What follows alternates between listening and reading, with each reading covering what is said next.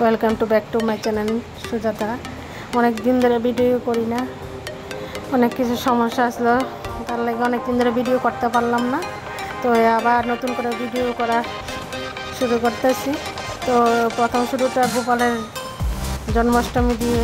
এই যেমন ছোট্ট নান্না মুন্না গোপাল ঠাকুর, রাধা আছে সাথে।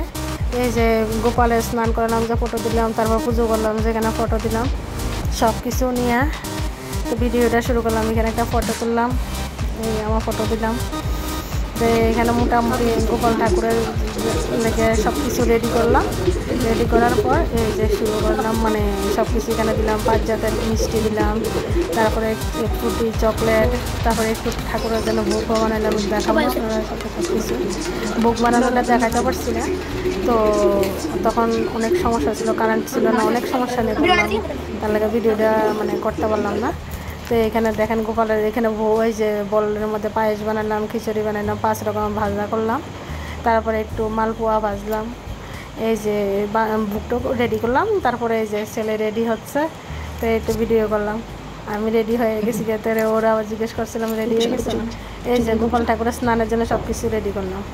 এখানে ঘরটা বসালাম, তো ঘরটা মানে বসাইছি একটু, অনেক জনে কয় জন্মাষ্টমী ব্রত করলে বলে যে ঘট বসাইতে হয়, তো করলাম আর কি।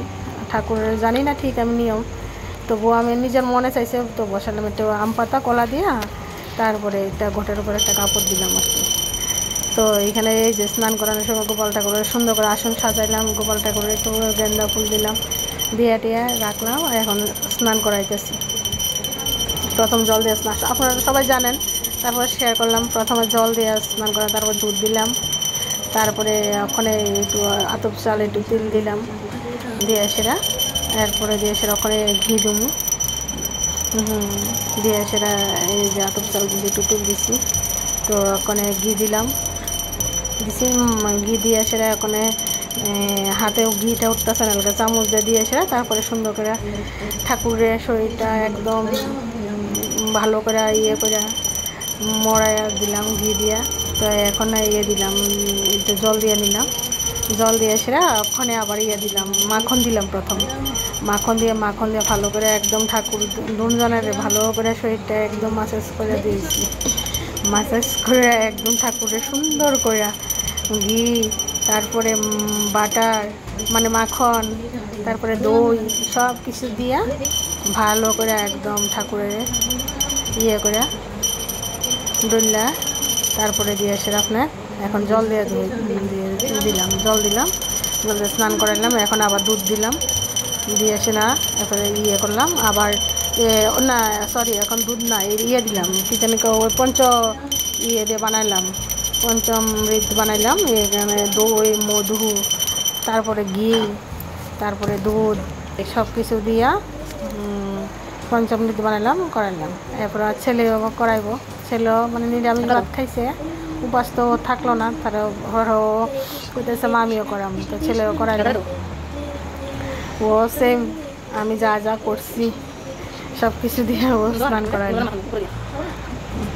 আবার গোপাল ঠাকুরের খাওয়াই দিলে একটু বাটার মাখন খাওয়াই দিছে, খাওয়াই আবার স্নান করাইছে। স্নান টান করাইয়া মানে ভালো করে ও শরীরটা মোট দিয়া একদম দুজনের স্নান করাইছে। ঘুমাইয়া পড়তেছিল, তারপরে আমার মানে আমার সাথে 12টা, তখন কটা বাজে, তখন প্রায় 12:30 বাজে রাতে, তখন ও স্নান করাইতেছে। যে ও দেখেন ও পঞ্চমৃতটা দিয়ে স্নান করাইলো এখানে, ও খুব সুন্দর করে স্নান করাইছে। স্নান টান জল টল দিয়ে সব কিছু দিয়ে স্নান করাইলো। এরপরে ওর ছেলের বাবা আইলো, ও মন্দিরে আসলো, মন্দিরে থেকে আইলো, মন্দির থেকে এসে ও ছেলের বাবা স্নান করে এলো। আমার ভিডিওটা এখানে শেষ করলাম।